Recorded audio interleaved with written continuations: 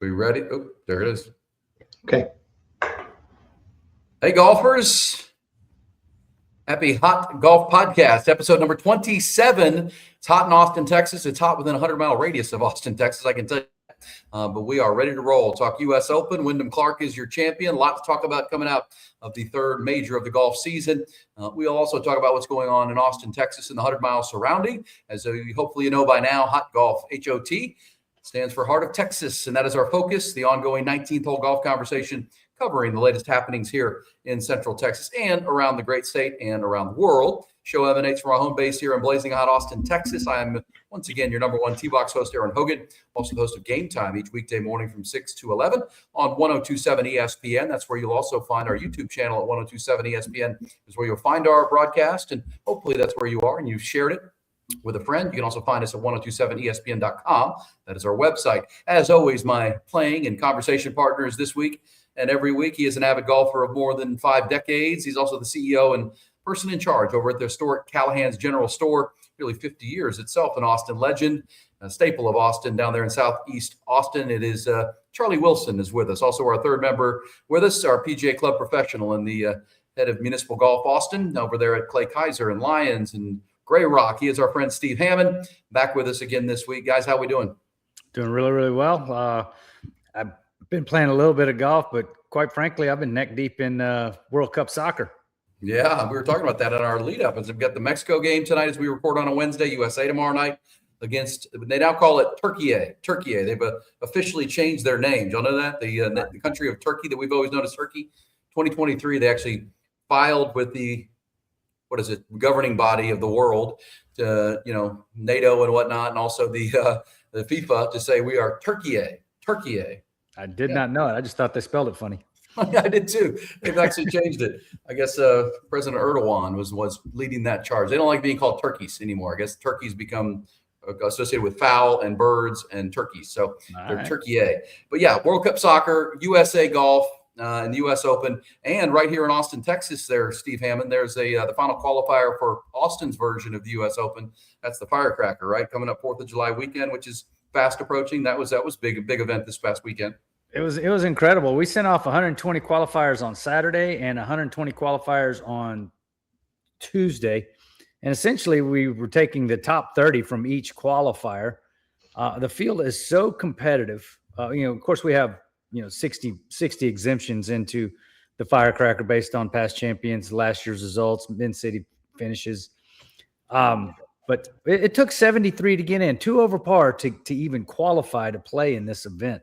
The talent level in Austin golf is unbelievable, and people are coming from all over the place. One of the players that he only shot 1 under was Sam Dossie. I talked to him at the scorers table the other day because he was on his brother's bag, Cooper, last Thursday and Friday at the United States Open.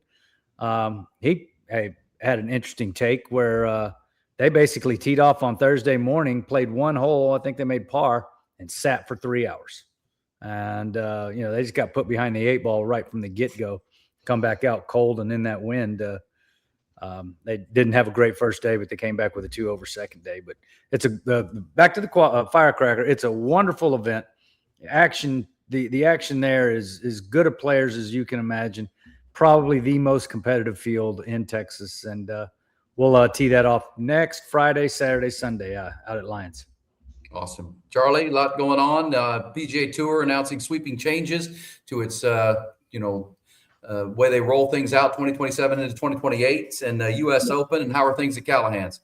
We're doing great. It's kind of that's getting to be that slower settling into the summertime season where everybody's animals are slowing down with their feeding, and the grasses is slowing down as far as they're growing and filling in. We don't need as much seed out there, but everything's good as can be. And a lot of activity in the golf world, as Steve said, locally and certainly out on the tours with the U.S. Open. A lot of interesting actions, intrapersonal and interpersonal and whatnot related to Wyndham Clark and his victory. The golf fans of Long Island have not proven to be trustworthy out there and proving themselves to be kind of the etiquette leaning golf fan. But you know what? It makes for good conversation. We had Scotty Scheffler in the mix. If you're talking about some of the Heart of Texas connections with the University of Texas connection there, along with Jordan Spieth, made the cut. Johnny Kiefer from San Antonio also made the cut. I found it real interesting. In fact, on Sunday morning, I got to watch most of Johnny Kiefer's round because he was one of the featured rounds if you go to the streaming site with Ludwig Auberge. So That's pretty cool. That was really cool watching Johnny and Ludwig play. They both played to about even par for the final round, and it was kind of cool. So there was some representation from the market here at the U.S. Open. I think Scheffler was the one who represented best. I will have to say I was, while not necessarily rooting against Wyndham, I was really hoping that he would get out there and just take the tournament and win it. It looked like he was going to by far for the first 3 rounds. But when he let Sam Burns back in, I got a little bit excited because Sam was one of my picks last week. Yeah, he was. Along with good picks. Along with Scotty and Fairway Jesus. So we had, I was kind of hoping for a route there, but it didn't quite happen. All in all, good tournament, good drama, good golf. Wyndham Clark on the greens, man, he was tough. He was tough on the greens. He might have been a little bit Army golf, left, right, on the back 9 there on Sunday, but man, he did it on the greens.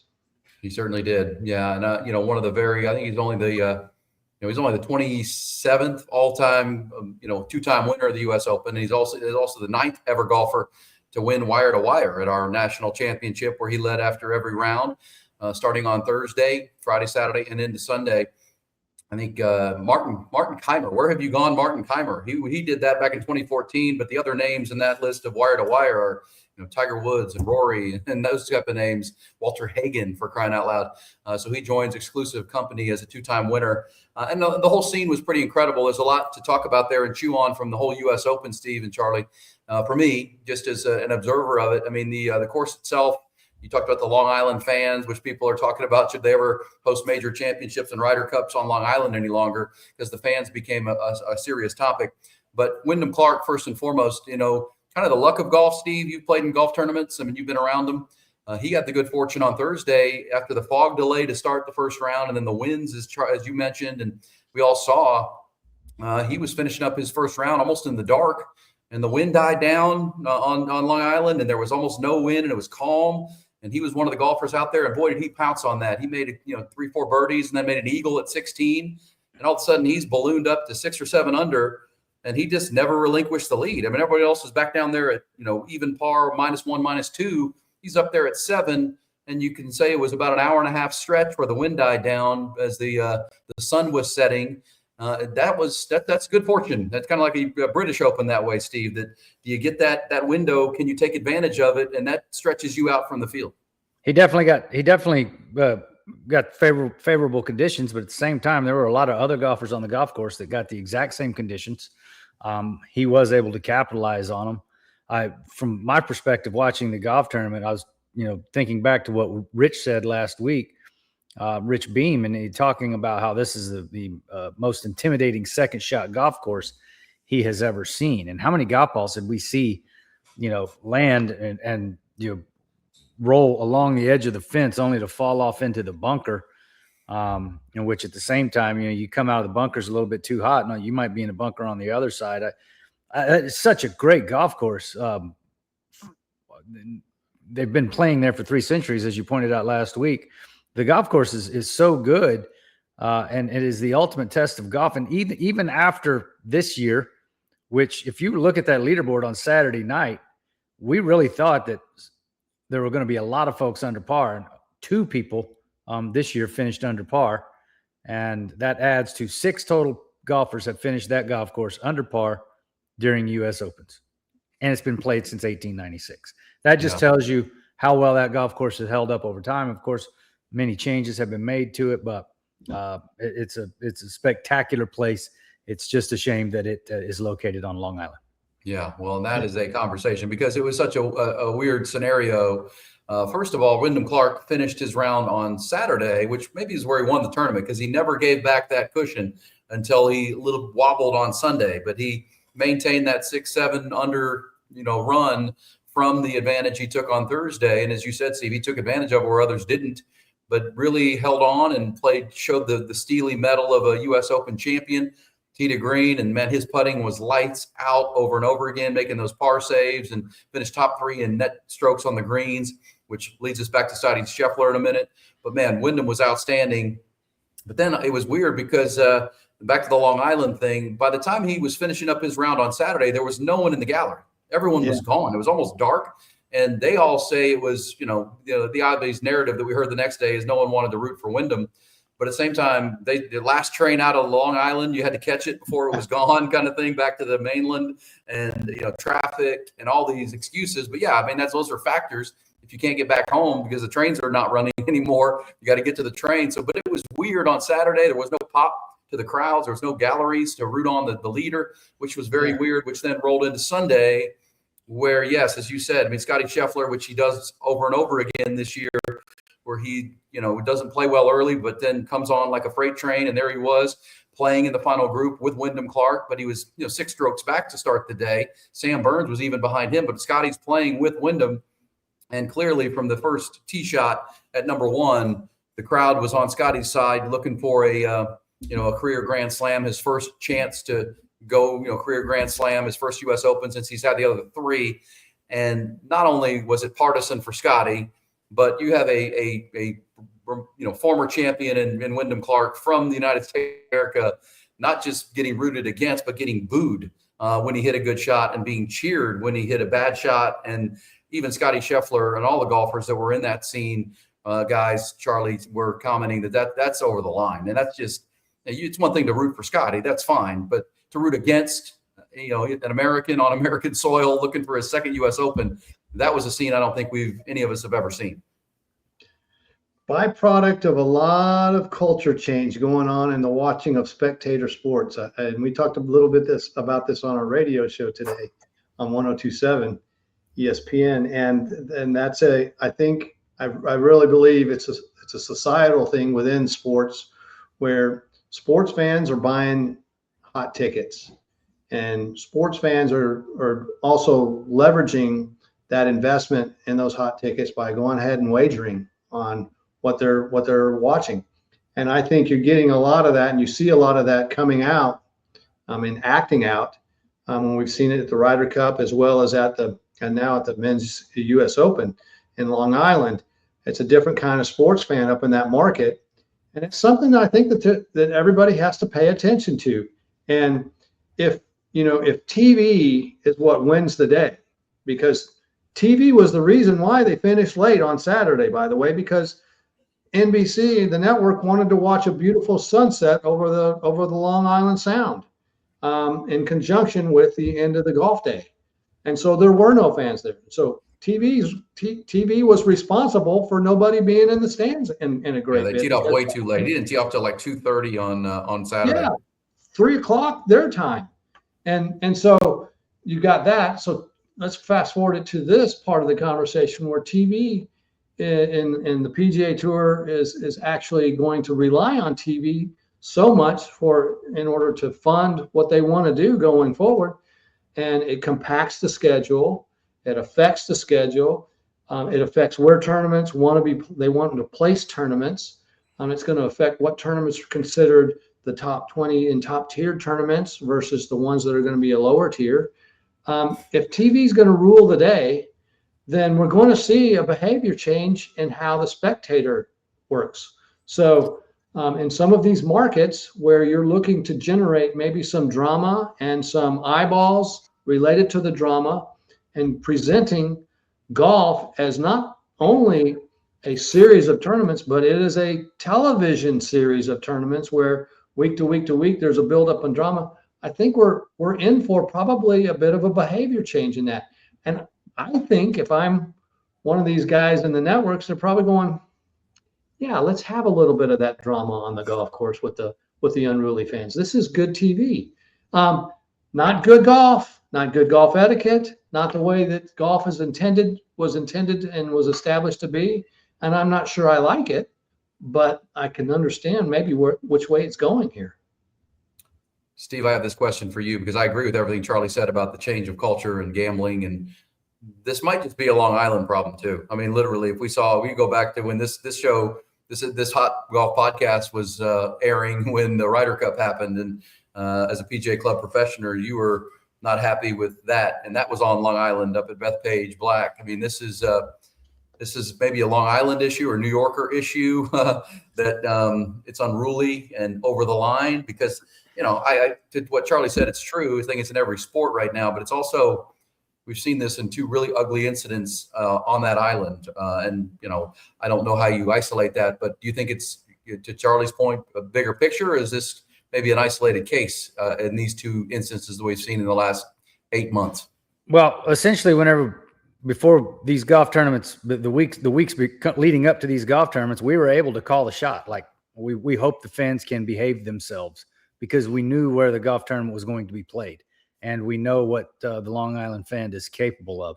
I know people travel from thousands of miles around to watch these golf tournaments in person, but at the same time, it just keeps happening there. You think about the unruly behavior that happens at the waste management.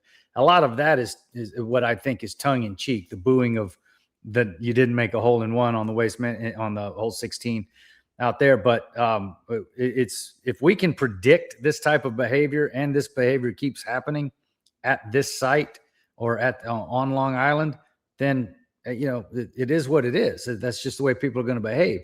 And if I'm the USGA and if I'm the PGA of America, I'm probably not bringing my events to your island anymore. Everything that happened at the Ryder Cup lands very squarely on the shoulders of the PGA of America. That behavior was worse than what we saw at the U.S. Open, and so the association should have been clipping badges super early there and kicking people out, and also not hiring a hype girl that encouraged that type of behavior as well. That's true. Yes, that she shouldn't be hired again. But the as far as the USGA goes, I don't know. Do you throw somebody out for booing? No, but a golfer does not need to be concerned about what you might say in their backswing ever. And if you intentionally disrupt a golfer in their backswing, look, the game is what the game is. We play it. We know it. It's not acceptable to. It's not because golfers are soft. It's because we're working our ass off trying to figure out how to hit that 9 square foot area from 180 yards. We're going to concentrate a little bit, and we need you to be quiet. So those folks that are intentionally disrupting the event, they just need to be removed from the event. Badges need to be clipped, and they need to be removed from the event. From my understanding, the USGA did what they could to remove people out. But I don't fully understand, or I guess I can see how the crowds. I'm not a big Wyndham Clark fan. It's not because he destroyed a locker last year at the U.S. Open. I'm not a big Wyndham Clark fan because he's pretty boring in the world of golf. You know what I mean? Brooks Koepka, I've always found boring. He's named after a hotel, for God's sake. Yeah, that's why Brooks Koepka's never been a huge fan favorite, because he's pretty boring. And he is also incredibly confident, which I think is awesome. That Brooks has that confidence. Like, yeah, nobody likes me. That's kind of on them because I'm kicking some tail right now. So the problem is on Long Island. I don't exactly know how you fix it. I thought the USGA did a good job of managing what they could, but at the same time, I hope this is not the 2026 or the 2020s golf fan that audibly roots against golfers, who, no matter who they are, whether it's Colin Montgomery or Wyndham Clark. Yeah. And to that point, there's so many conversations layered there. I mean, Scotty Scheffler was back in it. And you predicted for a while now here, Charley, on the hot golf conversation that you think he's going to go Grand Slam next year, 2027 at Pebble Beach. You've always pointed to that. But in this specific event, Scotty was there again playing in the final pairing. His double bogey, 3-putt at 15, was critical to his. He's right there. Felt like he was putting pressure, and it was Sam Burns, his good buddy from LSU, who was putting pressure on Wyndham Clark, who for the first time from that amazing Thursday round started to wobble a little bit, got a little crooked, missed some putts, missed some greens, and the crowd had to be a factor there because they were rooting on those bad shots, which was a factor. Scotty was unable to really make a charge and play back to the fans. It was Sam Burns, 3 holes ahead of him, that was making that charge. But me, analytically, Steve and Charlie, not lost on me that at the end of the day, Wyndham Clark wins it. Sam Burns, may have been in a playoff if not for an eyelash on 18, the putt that just, man, I thought he made that putt. I know he thought he made that putt that would have set him to -4, which could have set up an incredible playoff there. But the number 1 putter of the weekend was Keith Mitchell by strokes gained. Number 2 was Wyndham. Number 3 was Sam Burns. So you have to putt at the U.S. Open. And Mitchell had that terrible 41, earlier in that crazy round where Mitchell had a 41-29, which is insane. But he finished number 1 strokes gained. But the first and second place players were second, third. And Scotty Scheffler, I think, was like 29th when it was all said and done, which, not terrible, but it's not going to win you a major championship when the guys at the top are 2 and 3, right? I mean, that's where Scotty got back to. But just some thoughts on, Wyndham Clark's, whether we like him or not. He is boring, but he's a 2-time major champion now at the U.S. Open. Great demeanor, I thought, in that whole, in the face of all that, kind of understanding his place. Not likable, but I don't think he's unlikable. And then Sam Burns, I think, is going to get his at some point. I think that Wyndham showed some fortitude, guts that maybe, you win one U.S. Open, it could be flukish. You don't make the cut the next U.S. Open and you trash the locker room, makes it look like maybe you aren't U.S. Open worthy. But he came back, showed some guts. And, it's kind of like, Erin, you can relate to this, and I think we all can. We all played a little baseball growing up. It's kind of like when you're in the bottom of the last inning and you're on the mound and you got the ball and there's nobody else who can pitch, and it's you and you're gassed. And you just got to reach down and figure out how to get the last 2 outs in some way or another. And that's what it looked like with Wyndham. He was like, I just got to figure out how to keep getting pars on holes to get to the finish line. And I admire the fortitude that he showed, the guts that he showed, and how he got the job done. Yeah, that putt on 16, that birdie on 16, Steve, that's guts right there.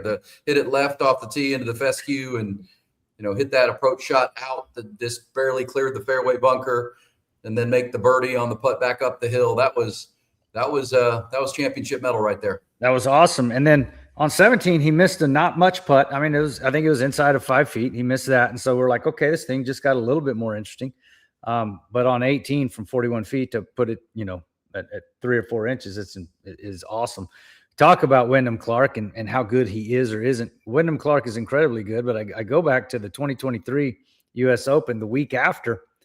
In the opening round, week after the U.S. Open, he's playing with Justin Thomas, and Justin hits it up there to 2 feet, and Wyndham asks him to mark it. And and Justin is walking up to the green, and the parabolic mic picks up. Guy wins one freaking U.S. Open, and now I'm having to mark when he's 120 out.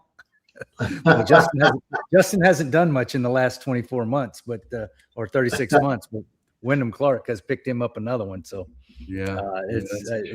I'm happy for Wyndham. He doesn't move the needle for me, but I'm happy for the guy because he's got 2 of these. It's an awesome feat to win one. It's an awesome feat to qualify for one, but to win 2 of them, it's unbelievable. Yeah, and that birdie on 16 and that putt on 18, worthy of a champion, no doubt about it. With the crowd, not just rooting for Scotty, but actively rooting to against him, as you said, Steve, trying to distract him at a lot of levels. And Sam Burns, I think, earned a lot of fans too with his ability and his run there, which was pretty awesome. And Charlie, you sticking with your prediction next year, 2027, June? Scotty Scheffler will finish the career Grand Slam, his second opportunity to do it. Yeah, disasters aside, or possible disasters aside, they had an earthquake in Northern California today, so you never know when they're going to fall off in the ocean out there. But I think that aside, I think you have to make Scotty the prohibitive favorite for Pebble Beach next year. And I realize that all tour players get a shot at playing Pebble Beach every year.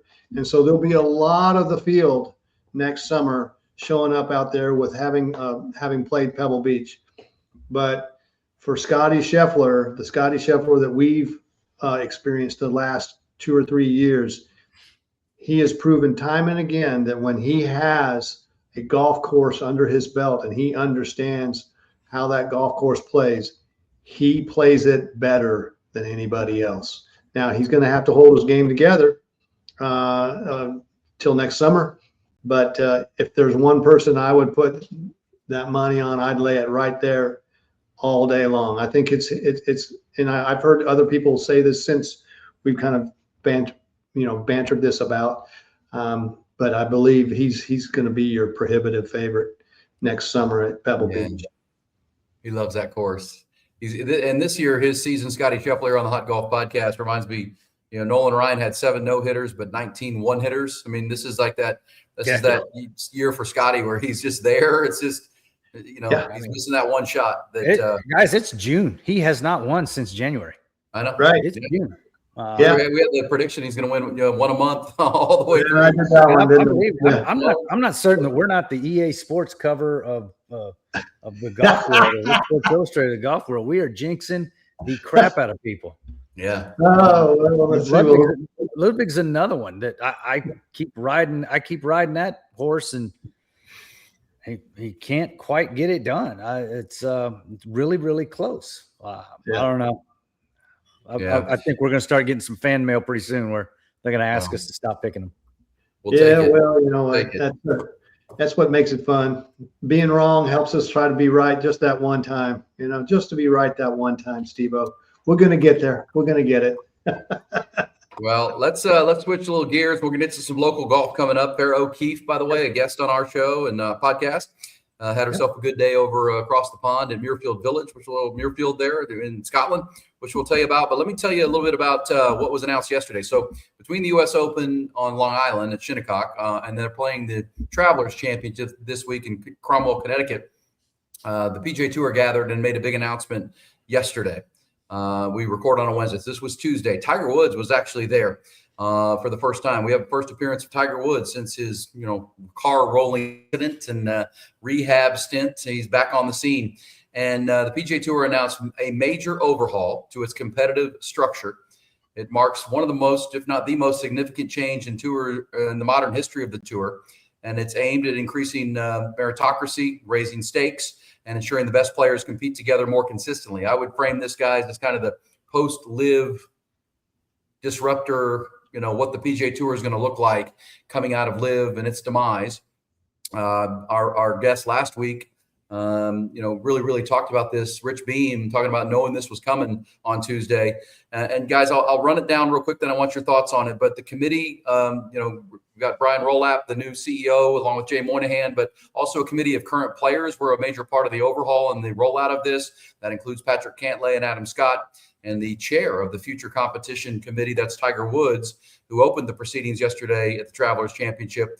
So the current system we know features a single main tour with 35 or more regular season events, then 8 signature events that they've cut back the limited fields. This was in response to live, $20 million purses and no cuts. They also had the FedEx Cup and the playoff structure that we know about.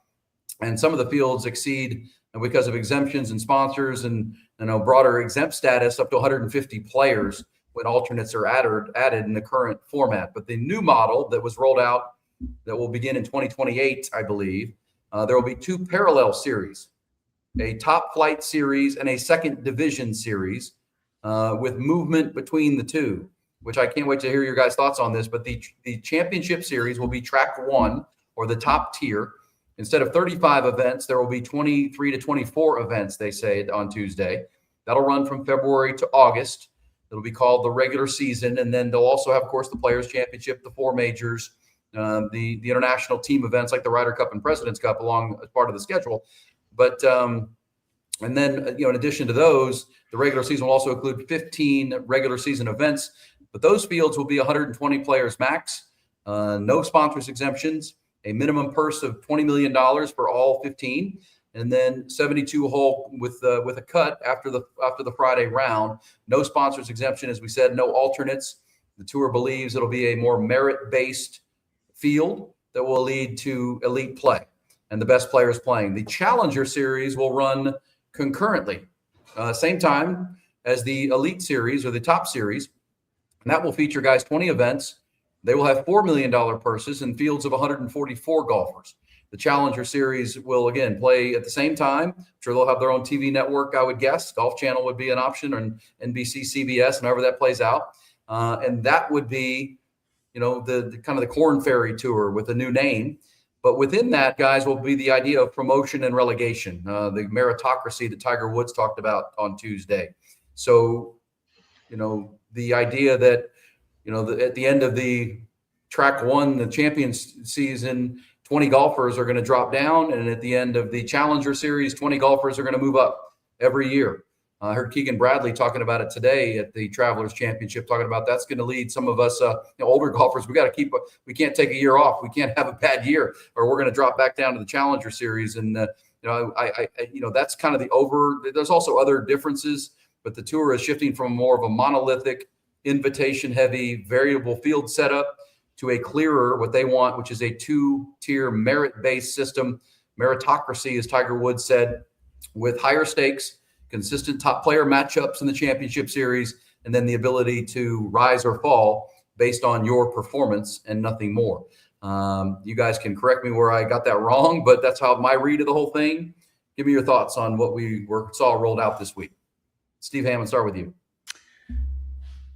I don't know how I feel about it because it sounds like I'm resistant to change if I say I don't like it. I think about players like Robbie Ormond, who gave Tour Golf a go.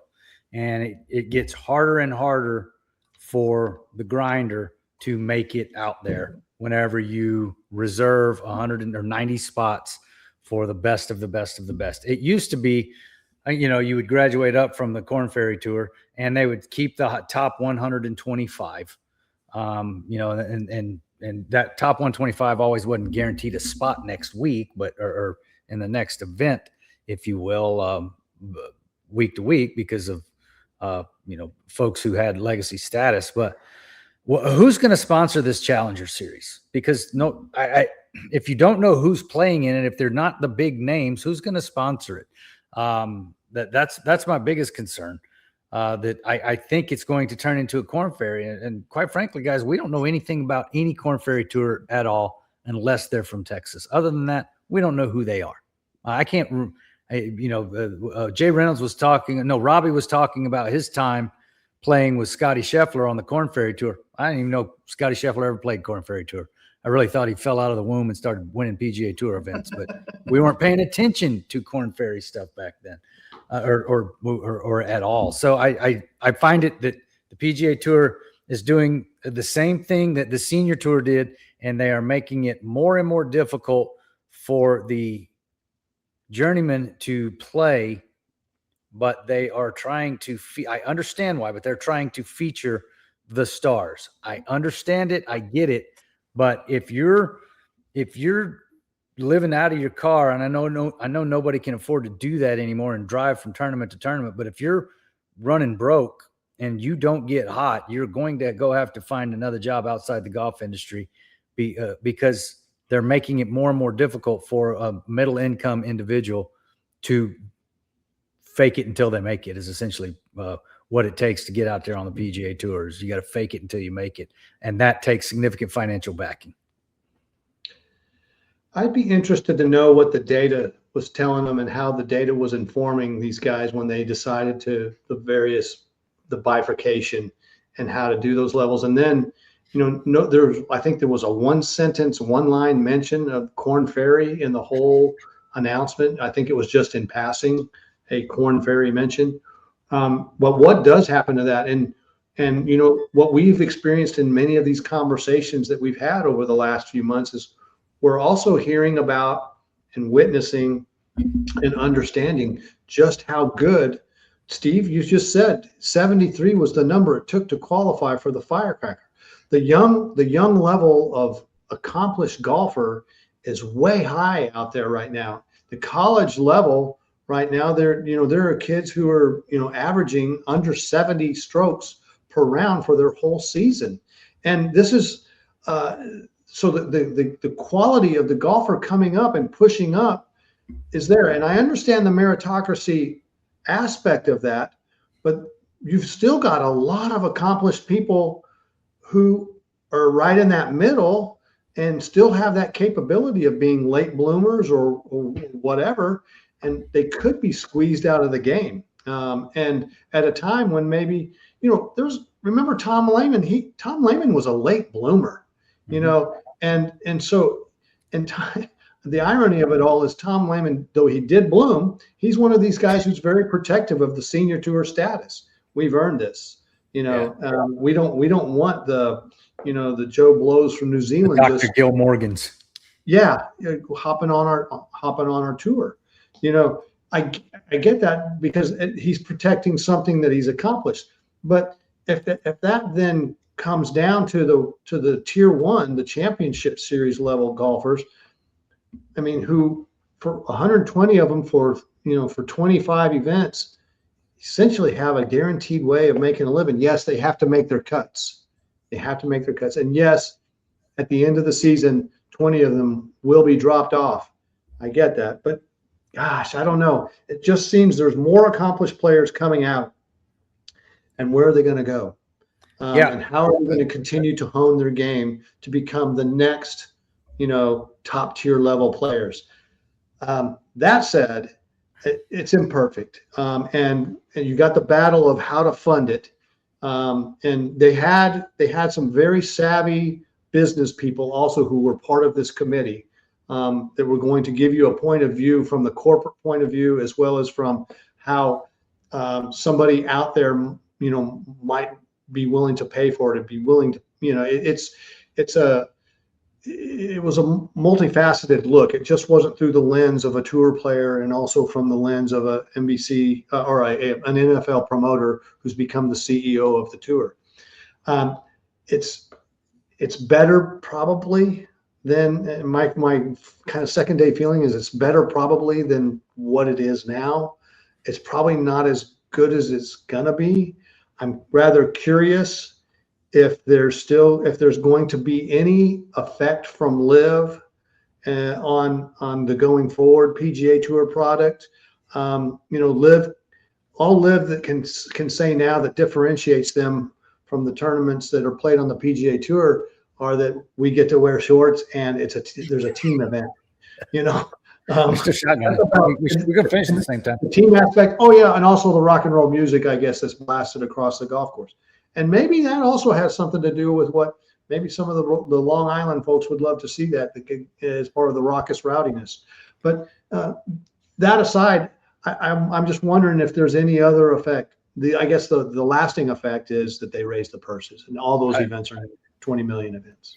Yeah, I know it's just a 2-page announcement, but I just have quick questions on. Hey, Brazil scored again. Brazil 2-0 versus Scotland. I know this is afterwards. God, come on, stop putting me to sleep on soccer.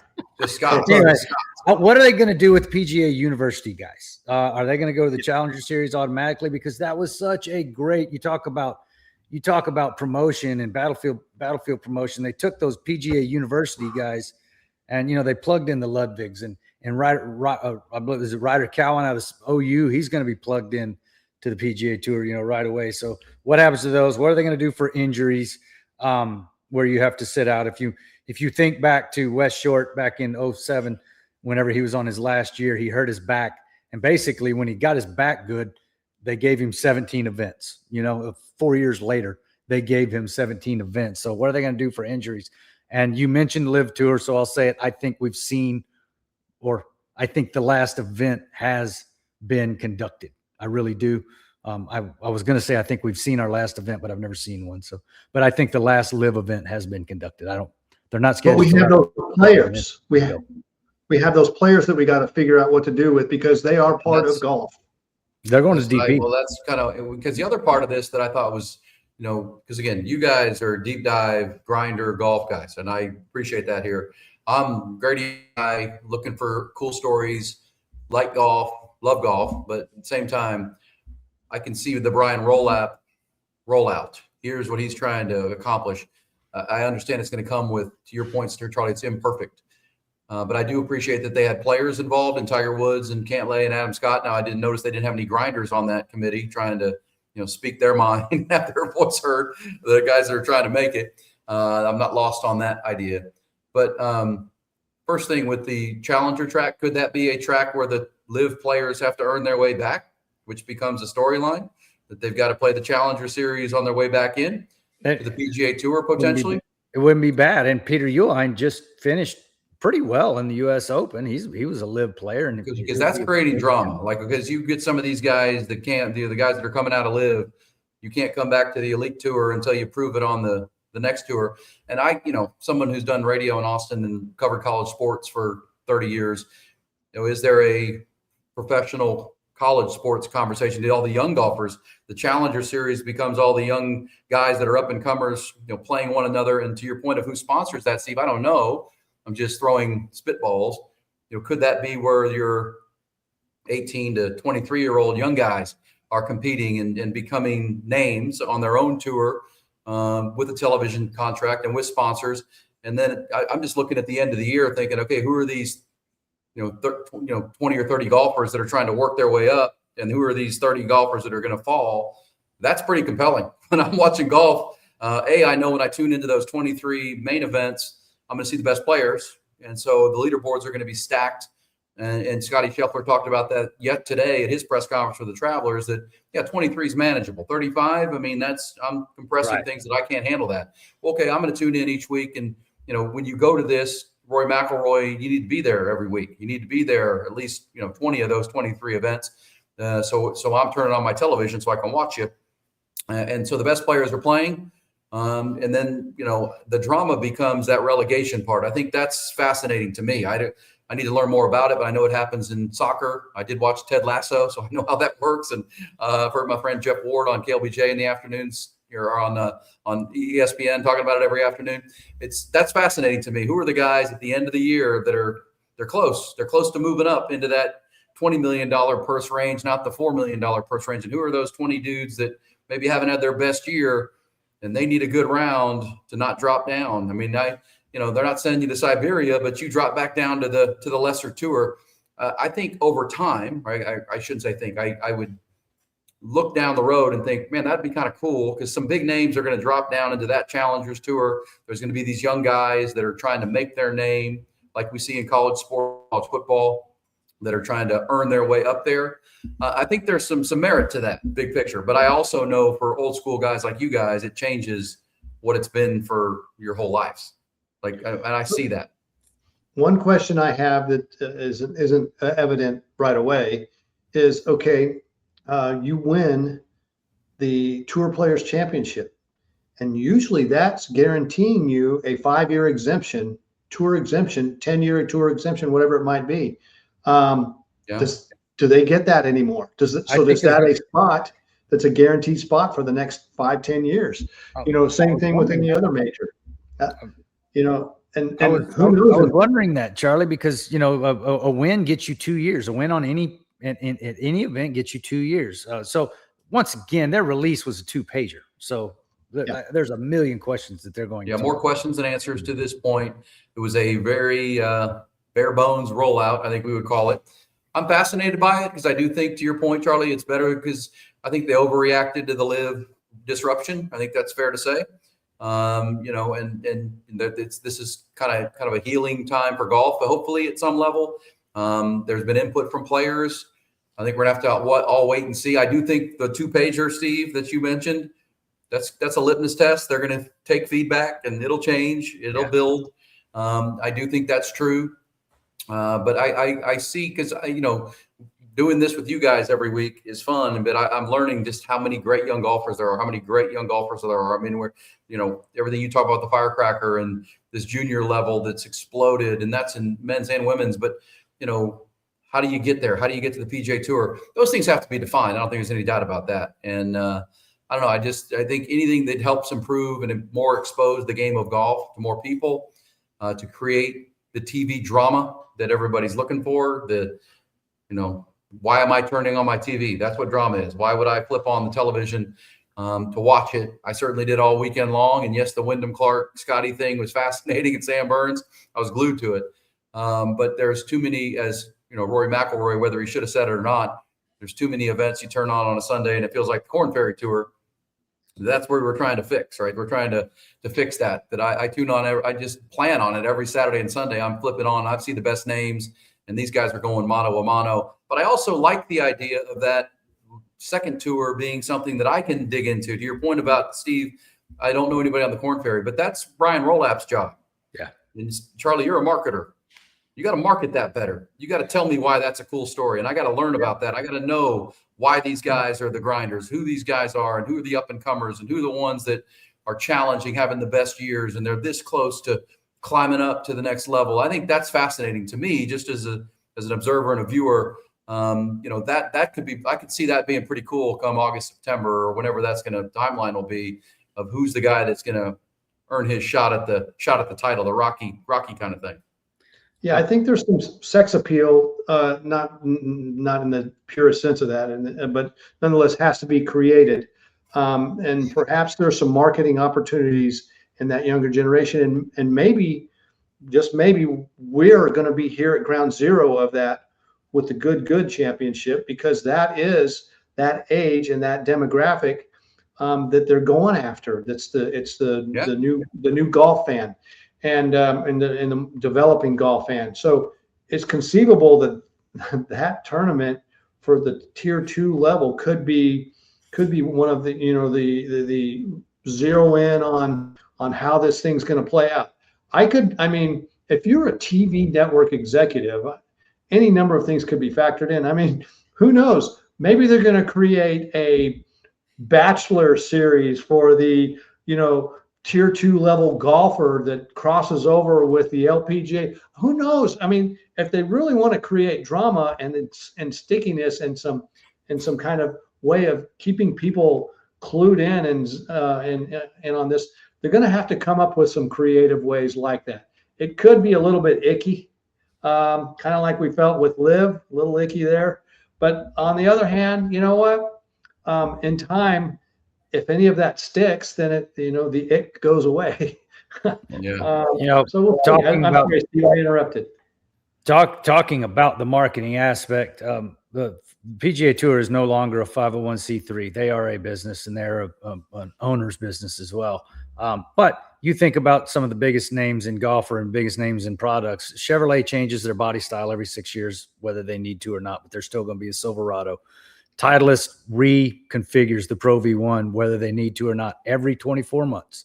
It's a different ball every 24 months, but it still says Pro V1 on it. So the PGA Tour, they're basically tweaking their product little by little. They've done it with the FedEx Cup.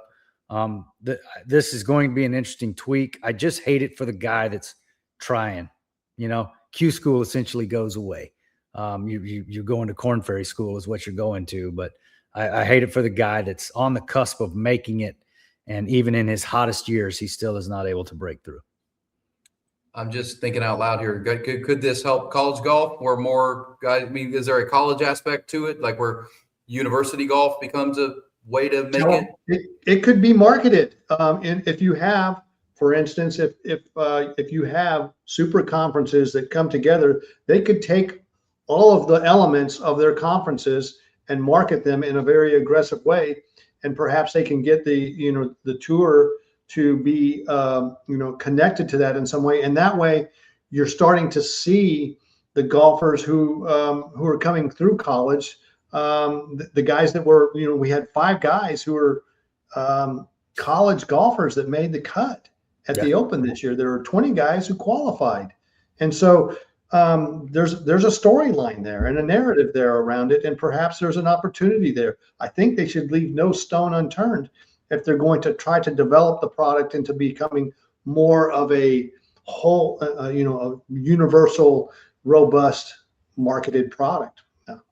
Yeah.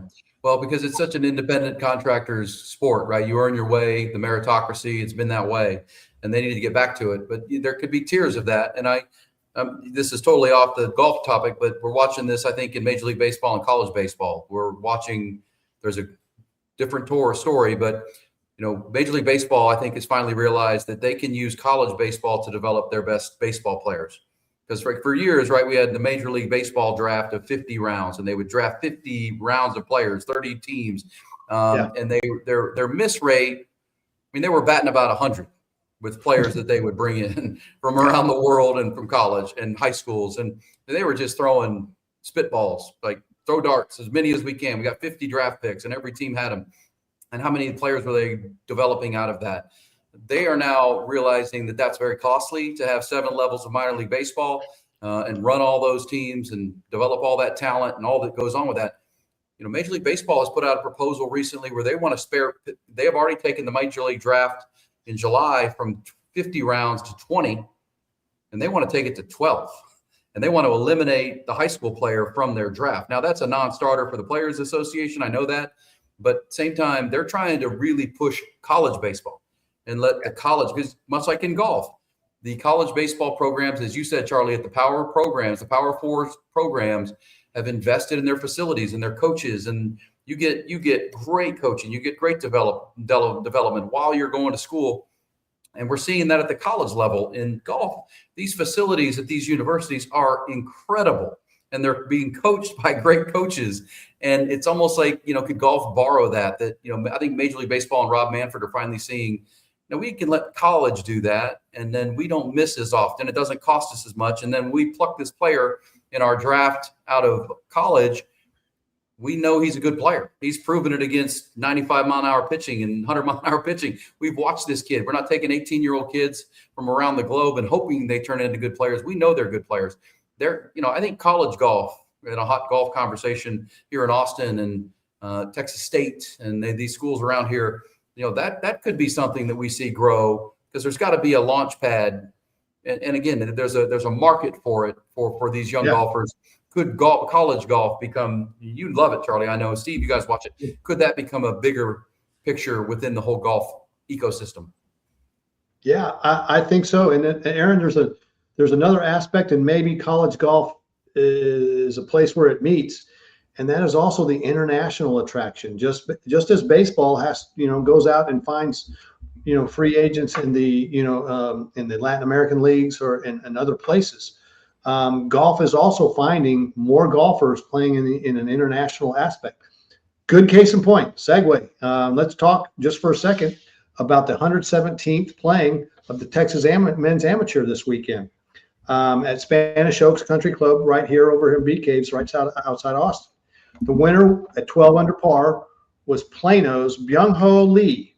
Now, Byung-Ho Lee from Plano is a tall drink of water. He's about 6'5", and he plays golf at Pepperdine University. I think he finished either his sophomore or junior year this year. It's +5 handicap index. Shot a final round 66 at Spanish Oaks to beat Dallas's Brooks Simmons by 2 strokes. Okay. Hot golf area, 100-mile area around us. We had 3 other golfers who were in the top 5. We had at -8, San Antonio's Colby Harwell, -7, Austin's Trenton Murray, and then at -6, tied for 5th, was Austin's Daniel Martinez, who also plays out at Spanish Oaks. Now, this is an American dream kind of thing too for this kid Byung-Ho. He joins in the list of Texas amateur winners is illustrious. You've got Boris Williams Jr., you've got Bruce Litsky, Ben Crenshaw, Mark Brooks, Scott Verplank, Will Zalatoris, a lot of other really good amateur players who are in that mix too. So after growing up in Seoul, South Korea, this kid playing on junior national golf teams and his family moves to the United States, and they enroll at this small school in Plano. It's called Spring Creek Academy. Okay, now this is where the story gets a little kind of like, what are we talking about here? Spring Creek Academy is looks like an old, God, it looks like an old kind of daycare center. It's a building on Custer Road in Plano, sitting out there on Custer Road, and they have 8 kids per grade. Kindergarten through 12th grade, they have on average 8 kids per grade. So these are special kids who go to Spring Hill to this Spring Creek Academy. And it's kind of weird, but you got to give the kid credit and his parents credit for finding a place for him to be, to continue to develop his golf game, to find a teacher, to get to Pepperdine University, to play at a, which is a high level intercollegiate golf program. And he wins the Texas Amateur. So you know what? The American dream is alive and well with these kids. Sure. And so let's keep providing that. And these platforms, this kid, we will probably see him. And one day we're going to watch him go, hey, wait a minute. Remember, someone said something about this kid. I mean, 6'5", probably weighs 130 pounds, Maybe hits the ball a mile, and, shot 12 under for 4 days at Spanish Oaks when they had that course tricked up and ready to go under great conditions. Under. God, dang. How old is he? He's probably 19 years old. 21 years old. You guys ever seen I've been to Pepperdine's campus. That place is unbelievable. It's right it's right on the Pacific Ocean. Right on the bluff over the ocean. Oh my gosh, yes. That's a great college experience right there. All right. Great stuff right there. Steve, what's going on at Austin Muni? You mentioned Austin Municipal Golf. You mentioned the Firecracker coming up next Friday. It'll tee off, and you had the incredible qualifiers. That'll be the signature event. And I know, 1 year ago we had the floods that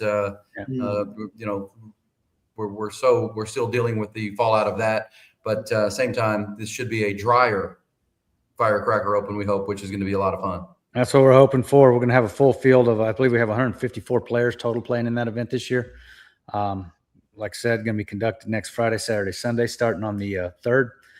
Steve, can anybody just come out there and watch? Hell yeah. Come on. It's a big time event. There's a lot of folks that are out there. So I have some friends from Long Island who probably would like to come in. Is there anybody that would they would like to probably target that you might want to take care of there? It's on whenever I'm out there working on July 4th, I'm just looking for somebody to cross body blocks. So bring it out there, right? I'm a little irritated that I have to be working. Yeah, well, I mean, but to that point, your parking lot is small there, but at the same time, if you can get there, come on in and just walk the ropes, right? Yeah. Oh yeah. It really is a great event to watch because the golf is so spectacular. It's just raining birdies all day long. Jimmy and I were talking. Jimmy Oliveras, he's our tournament director over there, and basically, I think 3 over for the 2 days might make the cut, and the cut's going to be the low 70 in ties, like low 71 in ties. 2 or 3 over might make the cut, maybe. Yeah, if you're going to find yourself back of middle of the pack. Okay. Hey, is it legal to park in that new fancy HEB double-decker parking garage and walk across the street? Is that legal? Yeah, because I can't fit a tow truck in there, so they can't get you out. You walk right across the street to that par 5. You're right there. Yeah, absolutely. But a lot of people park on infield whenever it does get full. The tournament goes in waves. We do a 2-wave start, similar to what you saw in the U.S. Open. So the parking lot gets full, and it starts to filter out, and then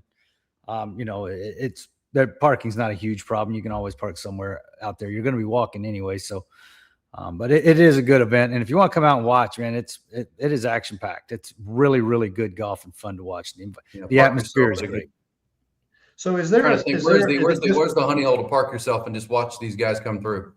If you want to just watch them come through, I like going to 12 green because 12 green, you're elevated.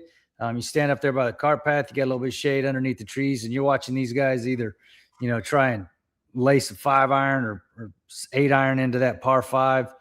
You get under that big ass, that huge tree. That tree's amazing there. Yeah. So that's a 12 green's a great some of it out, but that'd be good. I like that. Yeah, 12 green. You can walk from there. There's a lot going on right in that little area. That's good. Yeah. This is a one field. There's no multiple flights. There's no senior level. There's 36 players in what's called the flighted division just to be part of the event. But 120 of the players that are in the event, it's dog eat dog on them. But we do have 36 player beer flights, and it's a good time. Those guys are, been playing in it for years and years. They got a ton of side action going on, and we flight those guys after the first day, and we'll create 3 flights. Nice. Perfect. Well, Steve, that's awesome. Okay. Charlie, awesome. Get over to Callahan's General Store and say hello there too, because I know you guys have some live music this weekend. And what'd you say, a red, white, and blue sale to celebrate the Yep, 4th? got a and little our red, white, blue 250th. sale coming up for the 250th anniversary of the good old US of A, and just celebrate all the freedoms that we enjoy. And one of those is golf. We get to do a lot of this that in other places people just don't get to. So I think we should show some appreciation for that. That's right. Callahan's General Store. And listen on 102.7 ESPN. Charlie's a guest every Wednesday at 9 o'clock. Steve joins frequently as well. We talk golf, and then we need to talk further. So we do this Hot Golf podcast once a week, posted at 1027ESPN.com and at the 1027 ESPN YouTube channel. Please, if you enjoy the conversation, please share it with a friend, send it out, and it'll grow from there. You do the rest. That's how that works. And we appreciate you doing it, guys. Great stuff. And the Travelers Championship this weekend into the month of July and the 4th of July and the Firecracker over there at Lions. Guys, good stuff. We appreciate it. And let's talk again next week. Go USA Enjoy Soccer. it, guys. Take USA. care. All right. Break those bunkers.